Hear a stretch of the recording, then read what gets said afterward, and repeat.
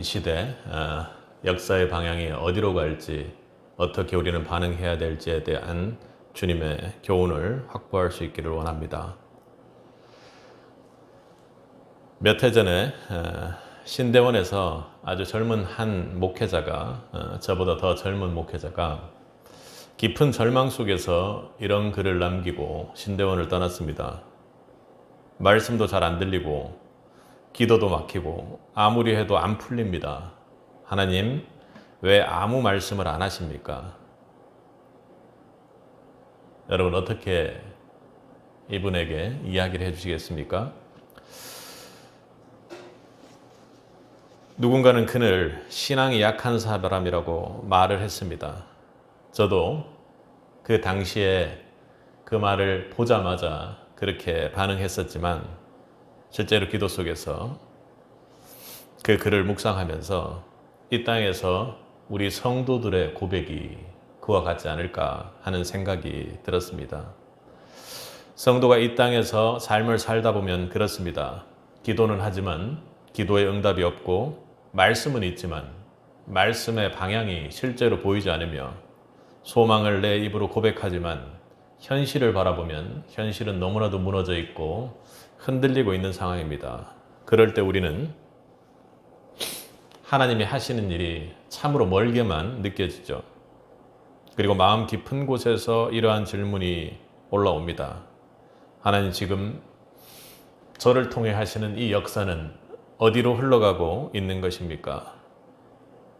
다른 사람들은 그 다음이 어떻게 될지를 기쁘고 당연하게 예측하며 사는데 저는 제 인생의 다음 장이 어디로 갈지 알 수가 없으며 뿌옇게 흐려져만 있는 것 같습니다. 여러분도 그렇습니까? 사랑하는 성도 여러분, 오늘 본문 말씀에 요한도 그러한 물음 앞에 섰습니다. 그는 오늘 본문을 보면 열린 하늘을 보았고 그 하늘 중심을 바라보았을 때 무언가 열린 역사들이 펼쳐지는 것이 아니라 완전히 봉인되어 버린, 그러니까 완전히 덮여서 열 수가 없는 책을 보게 됩니다. 우리 5장 1절을 보니까 두루마리가 있으니 책을 말하는 것이죠. 안팎으로 썼고 그 내용도 엄청나게 많은 줄 압니다. 그런데 7인으로 봉인되어 있더라고 이렇게 이야기를 합니다. 그리고 이후에는 그걸 볼 수 있는 사람이 하늘에나 땅에나 아무도 없다 이렇게 이야기를 하죠. 하나님의 뜻이 담긴 책이 있습니다. 그리고 그 책에 여러 가지 내용들이 적혀 있는 줄도 압니다. 그런데 그 책을 펼칠 수 없을 정도로 내 인생에서의 역사가 꽉 막혀 있는 상황입니다. 하나님의 뜻은 있는데 그 뜻을 펼칠 수가 없으며 그 역사가 장벽 안에, 봉인이라는 장벽 안에 묻혀 있는 것이죠. 오늘 우리는 요한이 봉인된 책 앞에 서 있는 것처럼 우리 인생에 닫힌 책을 들고 하나님의 역사가 열릴 수 있기를 주님의 이름으로 간절히 소원하면서 말씀에 여러분의 영혼을 집중할 수 있기를 원합니다. 성도 여러분, 요한계시록 5장은 성경 전체에서 아주 극적인 전환점에 있습니다. 성경이 아주 구약부터 신약까지 지속적으로 있지만 극적인 전환점이 오늘 5장에서 나타난다는 것이죠. 그 시작은 한 권의 두루마리로부터 출발합니다. 요한은 환상 중에 하늘 보좌에 앉아 계신 그 하나님을 보게 되었죠. 그리고 그분 오른손에 들려있는 책, 곧 두루마리를 보게 됩니다. 우리 5장 1절을 한번 읽어보도록 하겠습니다. 내가 보좌에 앉으신 이의 오른손에 두루마리가 있으니 안팎으로 섰고 7인으로 봉하였더라. 7인으로 봉하여진 이 두루마리는 단순한 예언의 말씀, 주술서가 아닙니다. 하나님의 계획, 인류를 위한 구속사의 완성, 그리고 인류와 성도의 미래까지 담겨 있는 하나님의 뜻의 전부가 거기에 담겨 있는 것이었습니다. 그런데 안타까운 것은 그 책이 7인으로 봉인되어 있습니다. 7은 성경에서 완전수를 나타내죠. 완전하다면 참 좋은 것인데 지금 우리 입장에서는 이 일곱 인을 뜯고 그 책의 내용을 보고 역사를 펼쳐나가야 되는 시점이지만 완전하게 봉인되어 있어서 우리가 열 수 없는 상황이 되어 있는 것입니다. 아무리 훌륭한 사람이라도 그 책을 열 자격도 능력도 없는 상태로 완전하게 봉인되어 있다는 것이죠. 5장 2절에서 이런 질문이 나올 수밖에 없습니다. 누가 그 두루마리를 펴며 그 인떼기에 합당하냐? 당연히 그렇겠죠. 완전히 꽁꽁 묶여 있으니 대체 이걸 누가 푼단 말이야 하고 그렇게 답답해하는 것입니다. 이 질문은 오늘을 살아가는 우리에게도 들리는 질문입니다. 내 개인적인 인생뿐만 아니라 공동체의 인생 가운데 우리의 역사가 대체 어디로 흘러나가는가? 누가 이 시대를 해석할 수 있는가? 누가 이 세상의 방식을 이해하고 인도할 수 있는가? 누가 이 세상 속에서 하나님의 계획을 펼치고 그대로 이끌고 갈 수 있는가 하는 것. 그런데 성경은 오늘 5장 3절에서 하늘 위에나 땅 위에나 땅 아래 능히 그 책을 펴거나 보거나 할 자가 없다고 절망적인 상황을 이야기합니다. 하늘에도 땅에도 땅 아래에도 어느 피조물도 천사들도 인간도 그 어떤 존재도 그 책을 열 수는 능히 없더라 하고 이야기하는 것입니다. 이것은 단순한 부정, 조건적인 부정이 아니라 절대적인 부정의 선언입니다. 결국 피조물된 우리는 그 어떤 힘으로도 이 책을 여는 것이 불가능하다는 것이죠. 이것이 저와 여러분의 한계입니다. 창세기 3장에서 아담과 하와가 선악과를 먹고 자기 뜻대로 살려고 했던 그 인간은 결국 하나님의 뜻을 자기 힘으로 펼칠 수도 없는 그런 존재가 되었던 것입니다. 여러분은 이 상황을 어떻게 하시겠습니까? 우리 5장 4절을 한번 읽어보도록 하겠습니다. 그 두루마리를 펴거나 보거나 하기에 합당한 자가 보이지 아니하기로 내가 크게 울었더니 그 순간 요한은 다른 그 어떤 것을 하지 않고 크게 울었습니다. 여기서 크게 울었다라는 표현은 원어로 보면 장례식장에 들어가서 그 슬픔을 억누르지 못하고 망자를 향해 흐느끼는 통곡입니다. 절망적인 상황이고 모든 것이 끝났기에 그렇게 육신의 단절 속에서 슬픔의 눈물을 흘리는 것이죠. 그는 지금 단순히 어떤 책 하나가 안 열려서 답답해서 우는 것이 아닙니다. 그렇게 된다면 하나님의 뜻이 멈춰지게 되는 것이고 우리 인류의 구속의 계획, 우리 인류 구원의 계획들을 결코 알 수 없으며 그것을 펼칠 수 없다라는 것에 대한 절망 때문이었습니다. 그 완전한 봉인, 7개의 봉인은 살았으나 죽은 것 같은 우리 역사에 대한 절망적인 모습입니다.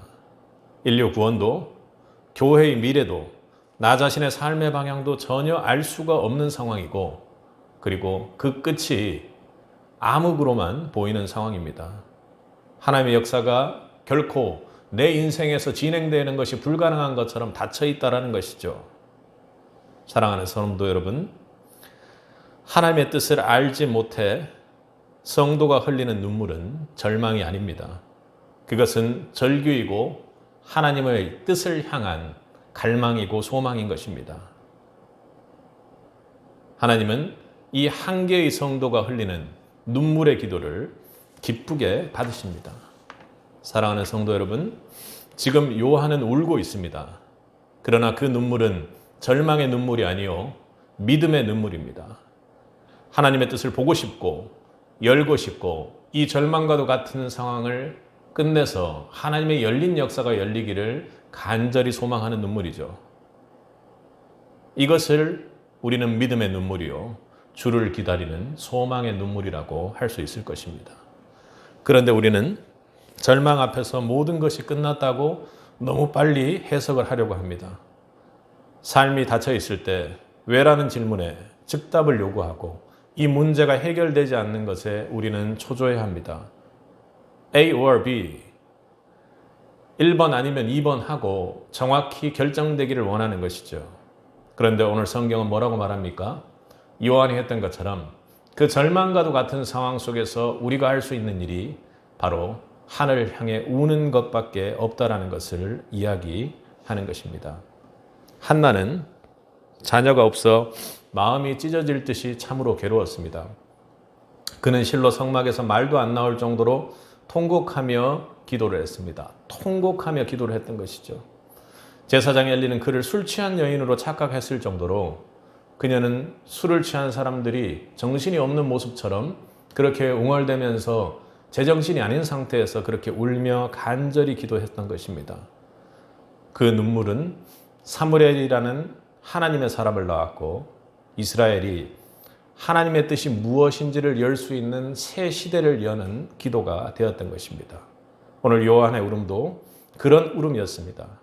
그 책이 열릴 때까지 그 누군가 인을 떼기 전까지 하나님의 뜻을 향한 갈망으로 그는 시대를 위해 자신의 구원의 역사를 위해 울었던 것입니다. 하나님의 뜻이 열릴 것이라는 간절한 믿음의 눈물이었던 것이죠. 여러분에게 지금 이 간절한 눈물이 있습니까? 시대를 위해서가 아니라 나 한 사람을 위해서라도 여러분이 이런 간절한 눈물이 있는지 돌아보아야 합니다. 영혼을 향한 여러분의 눈물이 있습니까? 사명을 향한 여러분의 눈물이 있는지요?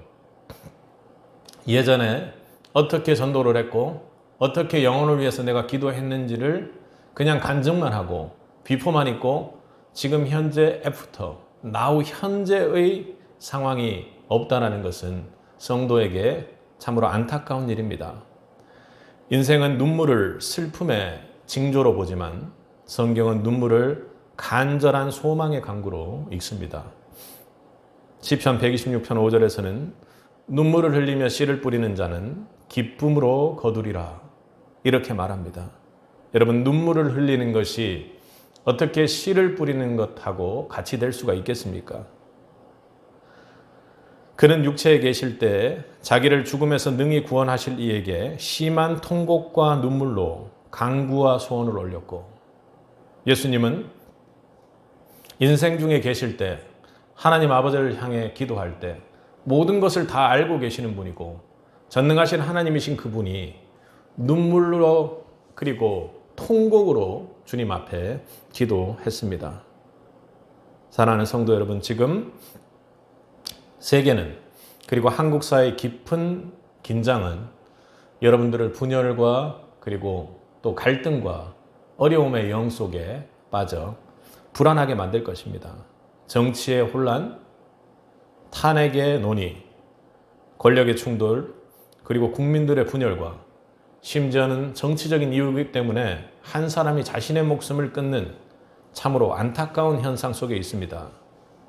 그 모든 현상을 보면서 꽤나 많은 사람들이 윤 목사 앞으로 어떻게 되는 거야 하고 묻는 사람들이 참 많습니다. 제가 목사여서 뿐만 아니라 같이 보게 되는 일반적으로 믿음이 없는 사람들도 그렇게 많이 묻습니다. 이 나라의 방향은 어디로 가고 있는가? 그러나 아무도 선뜻 대답을 못하죠.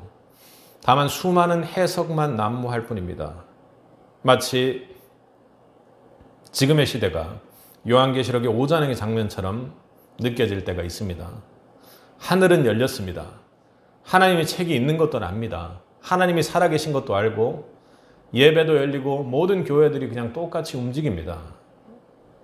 그러나 아직 하나님의 책은 펼쳐지져 있는 것 같지 않습니다. 봉인되었고 열자가 없는 것이죠. 그 책 안에 역사가 있고 역사의 해석이 담겨 있고 우리가 정말로 원하는 미래가 있는데 아무도 펴거나 볼 수 없는 상황인 참 답답한 상황입니다. 그러나 요한은 울었던 것입니다. 지금 우리가 마주한 이 시대의 불안과 혼란도 그와 같습니다. 뭔가 열려야 한다는 것을 우리는 알죠. 하나님께 답이 있다는 것도 압니다.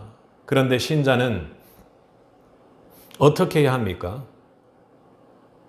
왜? 라는 질문 대신 하나님 당신의 뜻을 알게 해달라고 간절히 울며 기도하는 것부터 시작해야 합니다. 그것은 무언가를 유보하거나 무언가를 포기하는 절망과도 같은 눈물이 아닙니다. 하나님 계획을 향한 간절한 갈망과 소망 가운데 우는 눈물이어야 하는 것입니다. 그래서 믿음이 있는 자만, 진정한 성도만이 지금 이 시대에 울 수 있는 것입니다. 영혼을 위해 울고, 리더를 위해 울고, 이 나라를 위해 울고, 내 가정을 위해 울고, 나의 불쌍한 이 영혼을 위해 우는 자가 되어야 한다는 것입니다.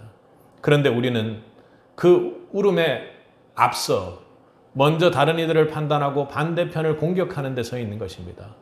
이래서는 결코 안 되는 것입니다. 나를 놓고, 나의 영혼을 놓고 먼저 울며 기도할 수 있기를 바랍니다. 비난해야 될 그 대상의 영혼을 놓고 먼저 기도할 수 있는 자가 여러분들이 되기를 원합니다. 아파하는, 갈등으로 분열하는, 앞으로 어떻게 가야 될지를 알지 못하고 우매하게 하나님을 공격하는 이 시대를 향해 십자가의 주님께서 하셨듯 알지 못하니 이들이 주님을 향해 하나님 뜻을 알게 해달라고 간절한 마음으로 울며 기도하는 자가 우리 세빛이 되기를 원합니다.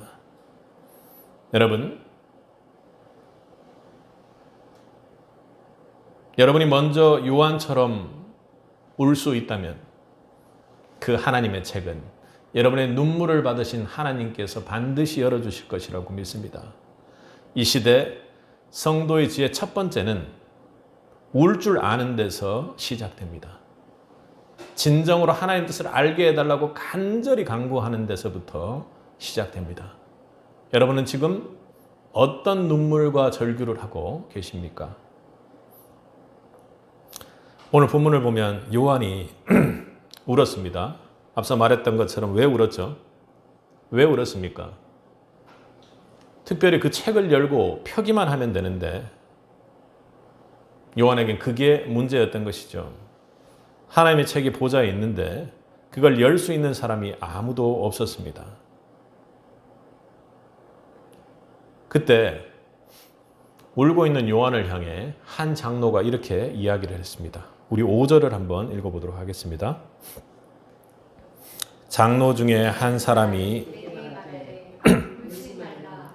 그들의 지파의 사자 다윗의 뿌리가 있겠으니 그 두루마리와 그 7인을 떼시리라 하더라. 여러분, 열 수 있는 사람이 있다라는 겁니다. 요한의 눈물이 뚝 그쳤겠죠. 그죠? 열 수 있는 사람이 있다라는 겁니다. 이제 기대가 생깁니다. 그리고 또 말하는 것이 사자, 그러니까 힘 있는 멋진 당당한 메시아가 요한 앞에 나타나서 그것을 열어줄 거라고 그렇게 장로가 이야기했던 것입니다. 요한은 대단한 그런 메시아를 기대했습니다. 그런데 요한이 눈을 들어 본 것은 어땠습니까?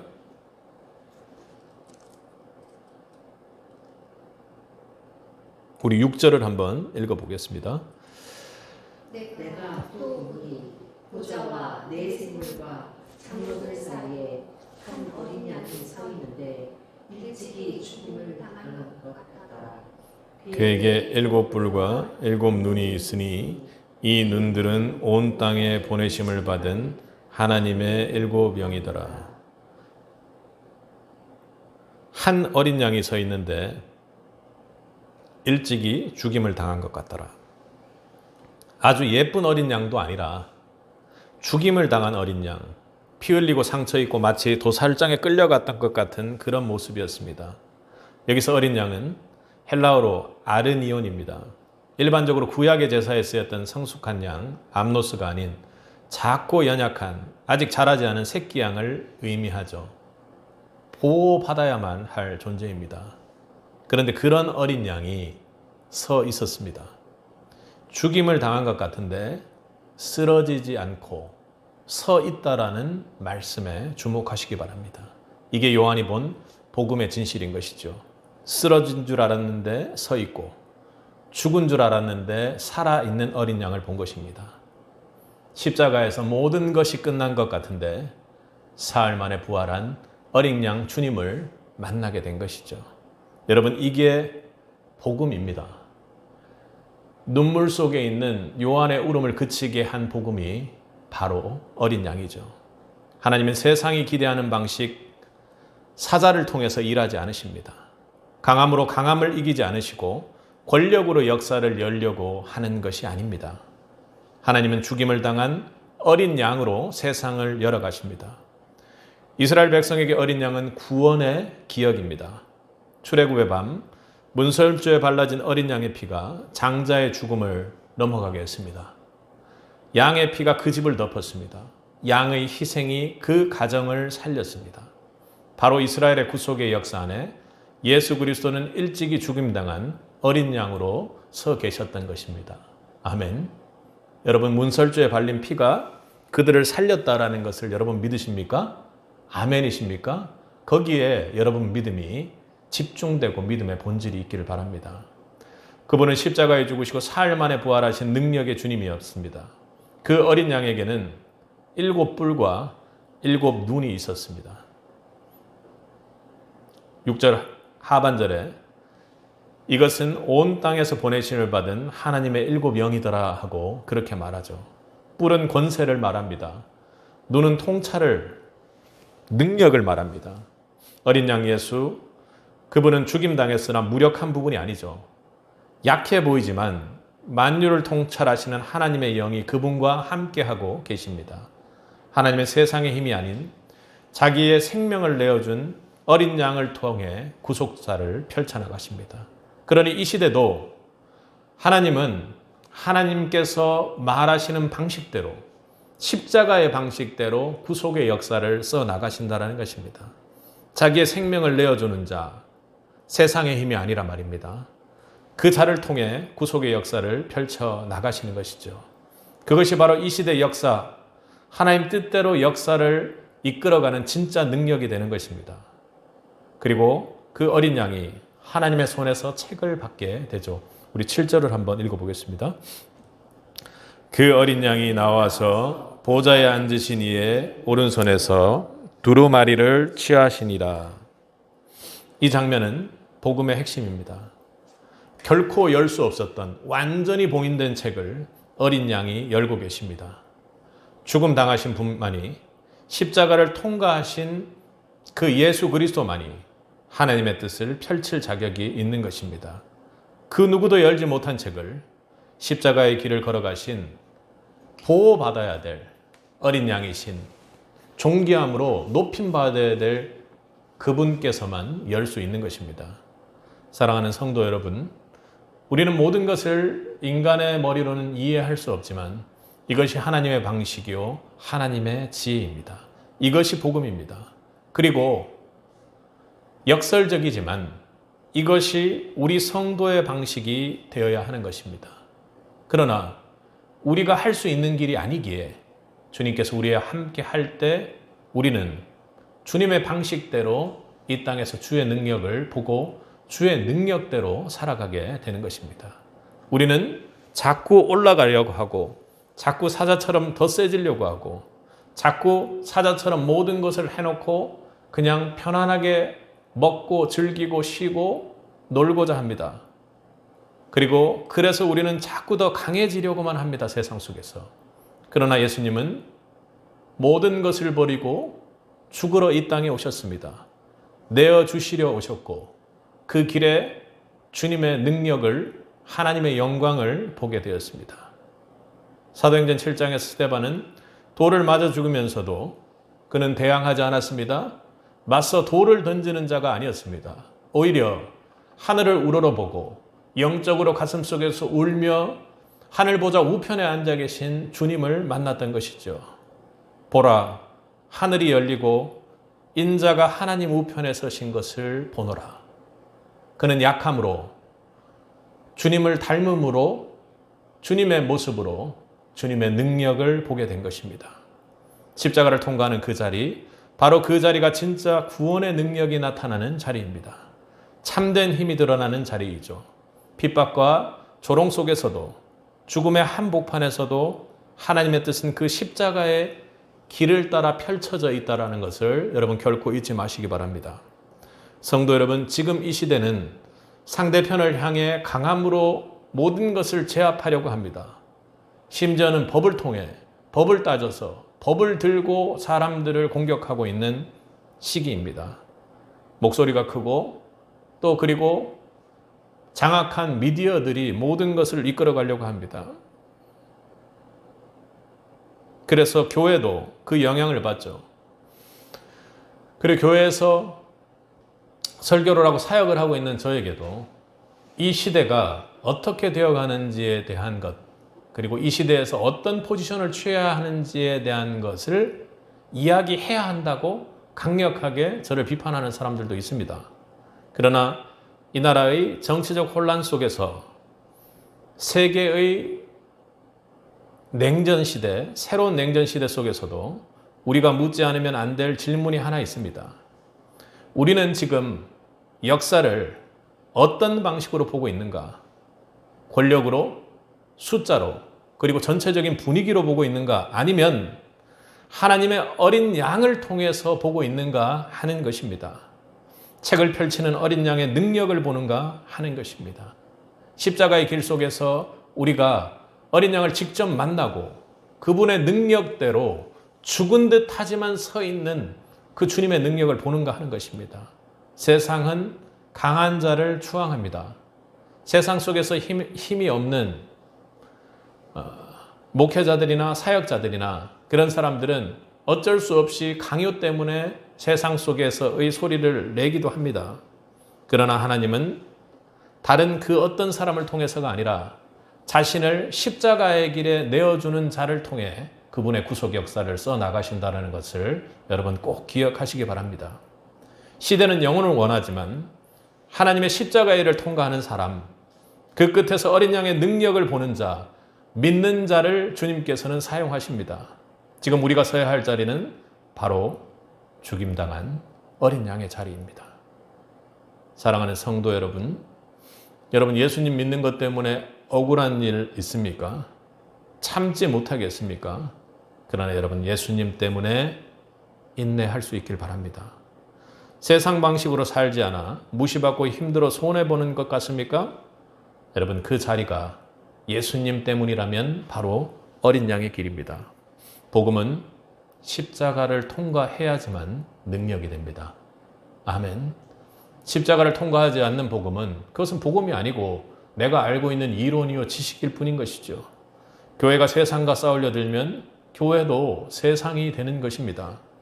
교회는 세상과 싸우는 것이 아니라 세상 속에서 십자가를 지는 그 자리, 그 십자가의 사랑을 전하는 자리가 교회가 되어야 하는 것입니다. 우리는 말하죠. 하나님, 왜 지금 이 자리에 안 계십니까? 그러나 성경은 오늘 여러분에게 묻고 있는 것입니다. 너는 지금 어린 양의 길을 걷고 있느냐? 어린 양의 능력으로 살아가고 있느냐? 여러분, 십자가 앞에 어린 양처럼 서 보시기 바랍니다. 어린 양 예수를 만나기 바랍니다. 어린 양 예수님만이 하나님의 그 책을 펼칠 수 있는 유일한 분임을 오늘 말씀을 통해 기억하십시오. 그 길 끝에 책이 열리는 것입니다. 어떤 내 행동 때문에 열리는 것이 아니라 어린 양을 붙잡고 가는 그 길 끝에 여러분 하나님의 역사가 열리는 것이죠. 뜻이 보이는 것입니다. 여러분 십자가 앞에서 세상의 능력이 아니라 세상 사자의 강함이 아니라 죽은 듯 서 있는 어린 양의 참 능력을 보시기 바랍니다.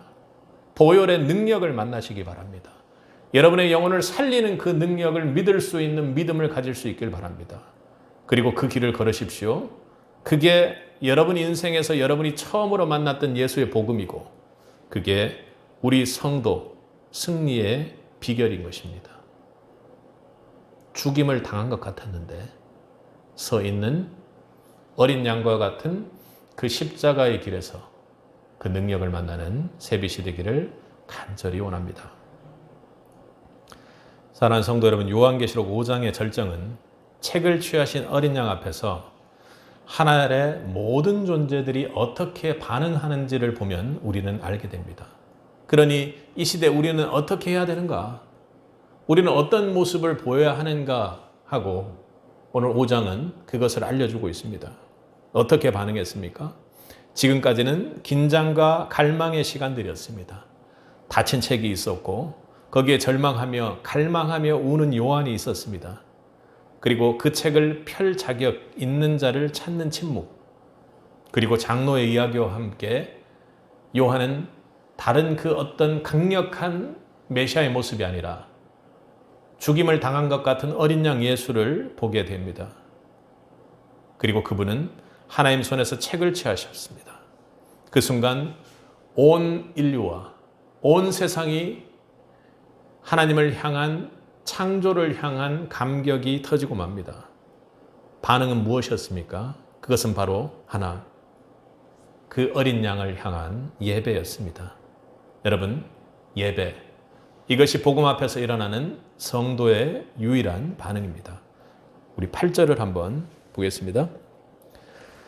그 두루마리를 취하심에 내 생물과 24 장로들이 그 어린 양 앞에 엎드려 각각 검은고와 향이 가득한 금대접을 가졌으니 이 향은 성도의 기도들이라.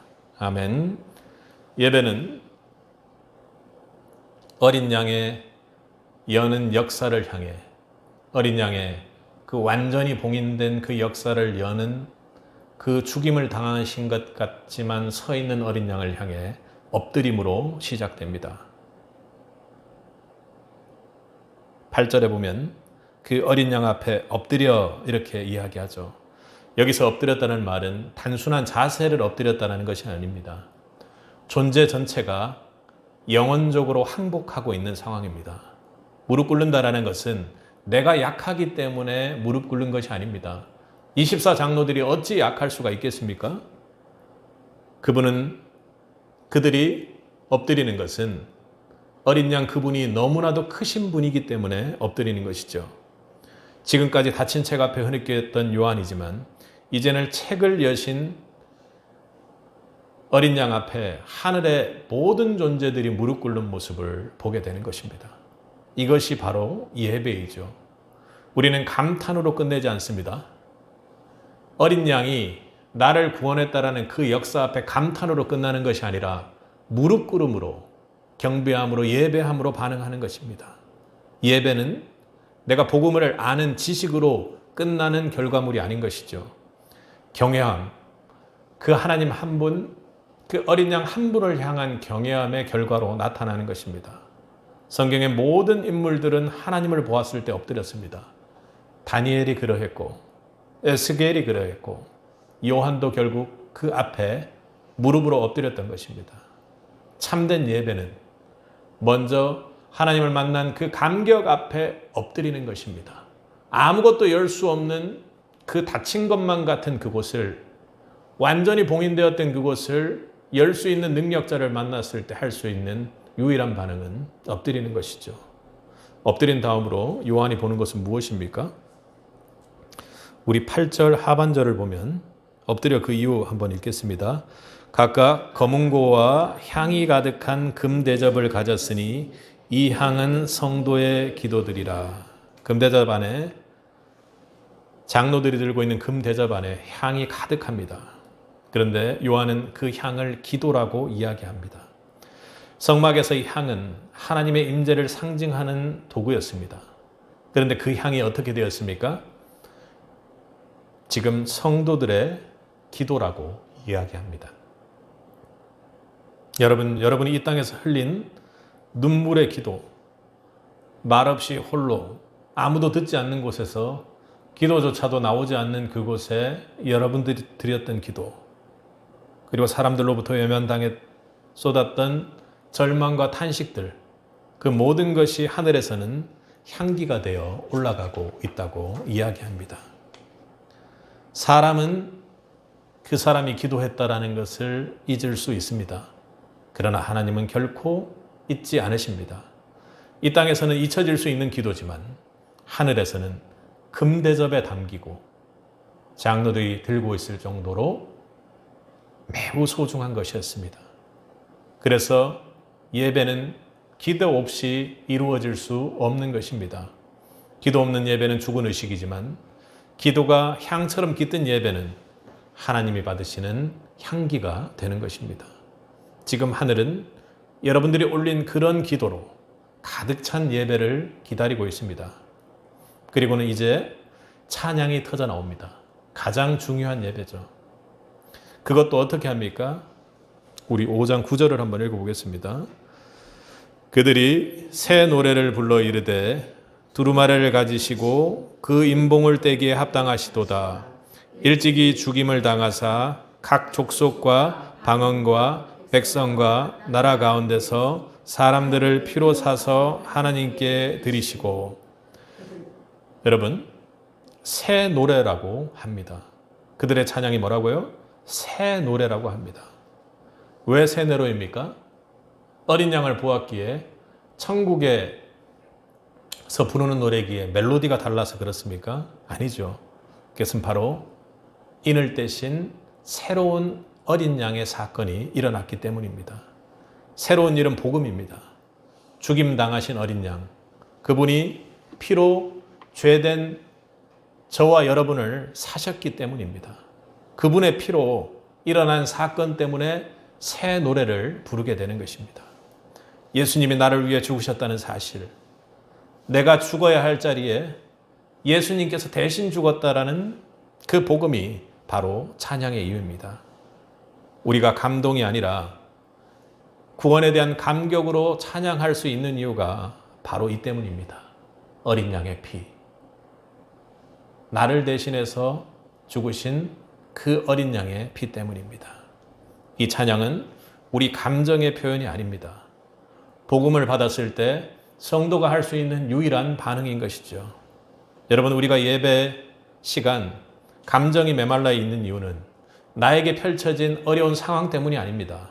그것은 바로 내 가슴이, 내 영혼이 복음을 잊고 있기 때문입니다. 복음을 다시 기억하면 내 영혼이 복음을 향해 몸을 옮기면 예배는 살아납니다. 찬양은 뜨거워집니다. 왜 여러분이 하는 찬양은 어린 양 예수 그리스도가 나 대신 죽었다라는 그 감격 때문에 터지는 찬양이기 때문인 것이죠. 마리아는 예수의 복음을 들었을 때 그는 주저하지 않고 찬양합니다. 내 영혼이 주를 찬양하며 내 마음이 하나님 내 구주를 기뻐하였으면 하고 누가복음 1장에서 그렇게 찬양을 하죠. 복음이 찬양을 낳습니다. 복음이 복음을 낳습니다. 그리고 이 찬양은 자연스럽게 우리가 무엇 때문에 찬양하는지, 예배의 대상이 대체 무엇인지를 다시 한번 보게 합니다. 우리 5장 12절을 한번 읽어보겠습니다. 큰 음성으로 이르되 죽음을 당하신 어린 양은 능력과 부와 지혜와 힘과 존귀와 영광과 찬송을 받으시기에 합당하도다 하더라. 여기에는 7가지 단어, 능력, 부, 지혜, 힘, 존귀, 영광, 찬송. 앞서 말했듯 7은 완전함을 뜻합니다. 이 말은 완전히 봉인된 것을 완전한 능력을 가지신 그 어린 양 예수께서 떼어내시고, 그리고 이들이 찬양하기를 예배하기에 합당한 어린 양 그 한 분뿐이라는 것을 고백하고 있는 것입니다. 예수님은 이 땅에서 영광을 받지 못하셨습니다. 그러나 그는 완전한 영광을 보게 하시는 분입니다. 멸시받고 조롱당하고 결국 십자가에서 죽으셨습니다. 그러나 지금 하늘에서 그분이 모든 찬양을 받으십니다. 사랑하는 성도 여러분, 이제는 세상을 높일 것이 아니라 교회가, 세상과 싸울 것이 아니라 교회가, 성도가 그분을 높여 찬양할 때입니다. 어린 양 예수를 바라보고 찬양할 때인 것이죠. 우리가 따라갈 사람은 강한 리더가 아닙니다. 이 시대를 구할 리더가 아닌 것이죠. 우리를 위해 피 흘리신 어린 양입니다. 하나님은 권력을 가진 자가 아니라 자신을 내어준 자를 높이시는 분입니다. 그래서 우리가 드리는 예배는 바로 이 어린 양 한 분께만 드리는 것입니다. 그리고 마지막으로 이 예배가 어떻게 됩니까? 점점 확대되어 커집니다. 13절을 함께 읽겠습니다. 내가 또 들으니 하늘 위에와 땅 위에와 땅 아래와 바다 위에와 또 그 가운데 모든 피조물이 이르되 보좌에 앉으신 이와 어린 양에게 찬송과 존귀와 영광과 권능을 세세토록 돌릴지어다. 아멘. 이 장면은 단지 장엄한 환상을 말하는 것이 아닙니다. 우리가 어린 양 예수, 닫혀있는 것 같은 역사가 어린 양 예수의 인대심으로 인해 그리고 펼쳐진 그 역사를 통해 새롭게 회복되어 가는 과정입니다. 어디로요? 모든 만물 피조물, 하나님이 만드신 그 천지가 창조의 시절로 회복되어 가는 과정입니다. 그게 바로 새하늘과 새 땅이죠. 타락 이후 찢겨진 피조 세계가 다시 예배의 자리로 돌아오는 것입니다. 바울이 로마서 8장에서 피조물도 하나님들의 아들들이 나타나기를 기다리며 탄식하고 있다고 했습니다. 그 피조물들이 이제 탄식하는 것이 아니라 어린 양 앞에 엎드려 찬양하며 찬송하며 예배하는 그 창조의 회복의 자리까지 오게 되는 것입니다. 이는 우리가 드리는 예배가 개인적인 감정이나 종교적인 행위에 머물러서는 안 된다는 뜻입니다. 그리고 우리의 예배가 지금 이 시대를 열기 위해서 특정한 목적을 위해서 취해지는 예배가 되어서는 안 된다는 것이죠. 예배는 하나님이 다시 이 세상을 회복하는 현장입니다.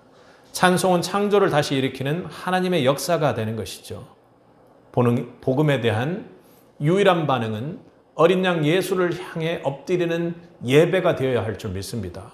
그리고 그 예배는 반드시 우리를 회복시킬 것이고 하나님 뜻대로 역사를 여는 창조의 회복으로 이어질 줄 믿으시기 바랍니다. 그게 바로 하나님의 질서요. 하나님이 이 시대를 이끌어가는 방식이 되는 것입니다. 사랑하는 성도 여러분, 우리의 지금 예배는 어떻습니까? 온라인상으로, 미디어상으로 또 그리고 여러 가지 형태의 많은 예배들이 있습니다. 그 예배, 개교회 앞에서 겸손하게 그렇게 예배하는 것에 대해 여러분들이 기도해 주시기 바랍니다. 그런데 우리는 그 책을 여신 7 봉인을 떼신 어린 양 앞에 무릎 꿇고 기도하며 진정으로 예배 드리고 있는지를 돌아보아야 할 것입니다. 성도의 금대접 위에 올려지는 향으로서 드릴 수 있는 간절함과 울음 속에 기도가 있는지요. 복음을 붙잡고 어린 양 예수가 나 대신 십자가에서 죽으셨다는 그 사실 때문에 우리가 눈물로 찬양하고 감격하고 있는지요. 완전하신 예수님을 모든 피조 세계가 함께 집중하여 예배할 수 있는 이유는 성도된 우리가 먼저 장로들이 엎드렸던 것처럼 성도된 우리가 어린 양 그 한 분만을 보고 엎드릴 때만 가능한 줄 믿습니다. 피조물들은 하나님의 아들들이 나타나기를 탄식하며 기다리고 있습니다. 이 세상의 역사는 우리가 어린 양 예수 앞에 엎드릴 때 그때 그것을 보고 탄식하지 않고 창조의 질서를 회복하고 엎드리게 되는 것이죠. 복음은 이론이 아닙니다. 내 영혼이 어떻게 주님께 반응하냐 하는 것이죠. 찬양은 감정이 아닙니다. 내가 어린 양 예수라는 복음에 대한 반응입니다. 어린 양이 책을 여셨습니다. 역사를 여셨습니다. 앞으로도 그렇게 어린 양 한 분만이 역사를 여실 수 있음을 믿을 수 있길 바랍니다. 이제 우리가 열어야 할 것은 어린 양을 향한 입술이 되는 것입니다. 어린 양을 향한 전 영혼의 간절함이 되어야 하는 것입니다. 어린 양과 닮은 십자가의 길을 걷는 삶 전체가 되어야 할 것입니다. 그것이 열린 역사를 사는 성도의 지혜가 되는 것입니다. 역사는 흔들릴 수 있습니다. 격동할 수 있습니다. 진동할 수 있습니다. 때론 분열하고 하나처럼 기뻐서 또 한 방향으로 갈 때도 있을 것입니다. 그것이 기복이 있고 흔들릴지라도 우리 어린 양을 향한 예배는 결코 흔들려서는 안 되는 것이죠. 사랑하는 성도 여러분, 지금 한국 사회는 격동의 시간을 겪고 있습니다. 그만큼 여러분도 격동의 세월을 보내고 있을 것이라고 생각합니다. 탄핵 정국, 사회적 대립, 뉴스 하나의 나라가 들썩이고 여론의 파도는 하루에도 몇 번씩 방향을 바꿉니다. 분열의 영에 빠져 있지 말라, 뭐 하지 말라 이런 이야기를 하는 것이 아니라 우리의 피곤함이 그를 통해 더해질 것입니다. 그런데 오늘 본문은 하늘의 책은 이미 열렸고 어린 양이 그 책을 펴셨다라는 사실을 선언하고 있는 것입니다. 이 말씀은 그저 영적 진리를 알려주기 위함이 아닌 것이죠. 지금의 역사도 지금의 현실도 하나님 안에 선포되고 있다는 것을 우리 성도가 그 어느 곳에서 예배하든 정말로 믿고 있느냐 하는 것입니다. 내 원하는 대로 이 역사가 가야 된다고 기도하고 소리치고 다른 이들을 비판하고 있는 것은 아닌지 돌아봐야 할 것입니다. 지금의 현실도 하나님 소환 안에 있습니다. 그 책을 여신 분은 힘 있는 암사자가 아니라 힘 있는 숫사자가 아니라 죽임을 당한 어린 양이었습니다. 이 말은 성도와 교회의 반응은 세상과 그 기준과는 달라야 한다는 뜻입니다. 믿음으로 반응하고 어린 양을 향해 예배하고 있는지가 회복되어야 한다고 주님은 말씀하십니다. 우리는 세상을 외면해도 안 되지만 세상의 논리를 그저 따라가서는 안 됩니다. 정치적인 입장은 분명히 여러분 하십시오.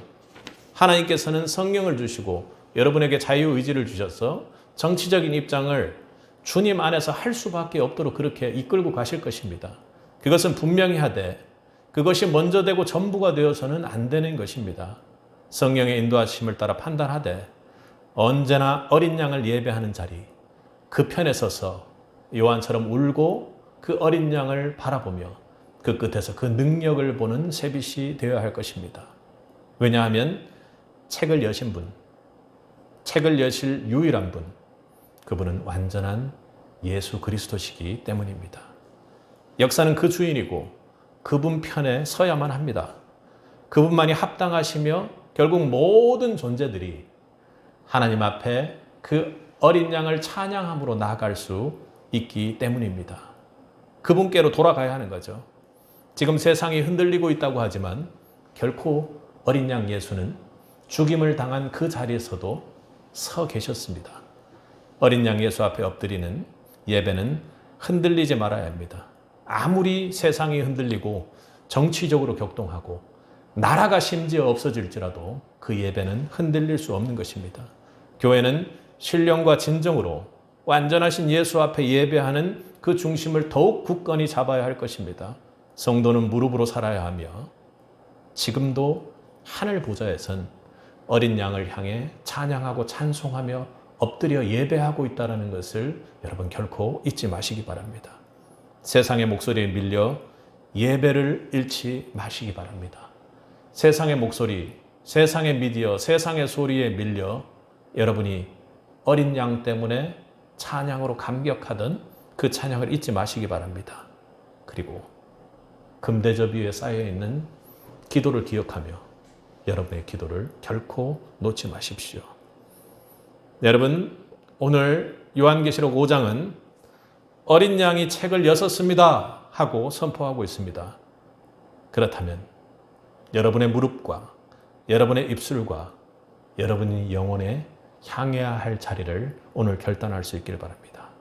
그리고 그렇게 예배하는 자들을 통해 하나님이 지금도 시대를 여십니다.